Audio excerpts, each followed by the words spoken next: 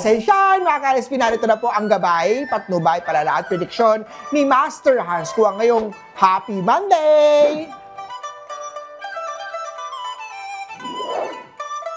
Para sa mga pinanganak ng Year of the Rat, may damdaming inilihim sa'yo. Marahil ay panahon na para harapin ito. Para ma-enhance ang energy ng love at communication, maglagay ng rose quartz sa iyong bedroom o workspace. Panatilihin din ang northeast area ng bahay na malinis at maliwanag ngayong araw. White at 3.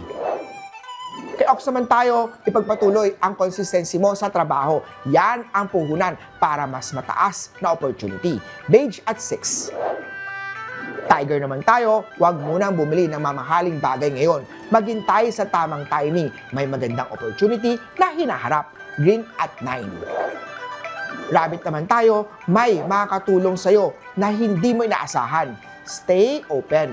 Sometimes, the help you need comes from where you least expect it. Pink at 4. Kay Drago naman tayo, huwag matakot sumubok ng bago. May blessing sa dulo niyan. Growth often comes from stepping out of your comfort zone.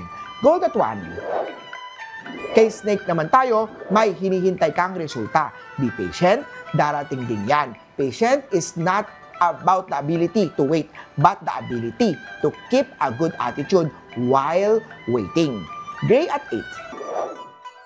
Para sa mga pinanganak ng Year of the Horse, bigyan ng simpleng surprise si partner. Kailangan niya ng konting ligaya. Maliit man ito, malaking bagay yan sa puso niya.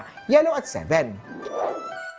Kay Goat naman tayo, feng shui tips sa smooth flow ng trabaho. Panatiliin na clutter-free ang south area ng bahay o desk. Maaari na maglagay ng wind chime sa lugar na ito para positive chi. Purple at 5. Kay Monkey naman tayo, may bagong assignment na babagay sa creativity side mo. Gamitin ito bilang pagkakataon para mag-shine at may pakita ang talento mo.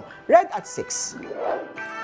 Kay Rooster naman tayo, may extra load ka ngayon pero kakayanin mo yan. I-prioritize ang trabaho at huwag kalimutan magpahinga sa gitna ng abala. Blue at 2. Kay Dog naman tayo, magandang araw para humingi ng follow-up payment. Work ka ng work kahit hindi ka pabayad.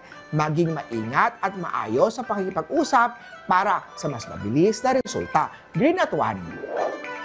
At kay Year of the Pig naman tayo, may extra na darating na hindi inaasahan. Gamitin ito ng matalino para mas magandang kinabukasan. Palakasin ang financial luck sa paglalagay ng money plant sa east corner ng bahay o opisina. Iwasan ang kalat sa lugar na to para tuloy-tuloy ang daloy ng yaman. Silver at 9. Muli po, ito po yung mga gabay, patnubay, palala at prediction lamang ni Master Hans Kua. Nasa inyo mga kamay na salalay ang inyong tagumpay. Kaya always be positive at i-claim ang mga swerte, mga ka-RSP.